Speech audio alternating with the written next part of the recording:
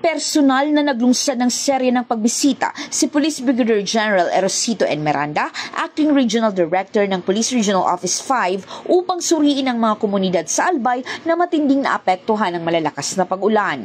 Layunin ng pagbisita ni Police Brigadier General Miranda na personal na matukoy ang sitwasyon at siguruhin ang buong suporta ng pulisya sa mga operasyon ng pagliligtas at pagtulong. Ilan sa mga lugar na binisita, Barangay Masarawag, Ginubatan. Una siyang nagtungo sa lugar na ito na kinilalang binabaha tuwing may malakas na ulan.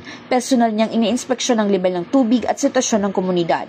Barangay Salvacion, Santo Domingo. Dito nakipag-ugnayan si Police Brigadier General Miranda sa Local Government Unit, Bureau of Fire Protection at Philippine Coast Guard kaugnay ng isinasagot gawang search and retrieval operation para sa isang 14 na anyos na batang nawawala. Agad siyang nag-utos sa Police Mobile Force Company na magdagdag ng puwersa upang palakasin ang paghahanap. Barangay Buhatan, Santo Domingo, ang huling hinto ni Police Brigadier General Miranda kung saan nakasama niya si punong Barangay Noel B. Serrano. Tiningnan nila ang mga bahay na naapektuhan ng landslide. Sa kabuuan ng kanyang pagbisita, tiniyak ni Police Brigadier General Miranda ang buong suporta ng Philippine National Police sa lahat ng nagpapatuloy na rescue, retrieval at relief operations sa buong rehiyon.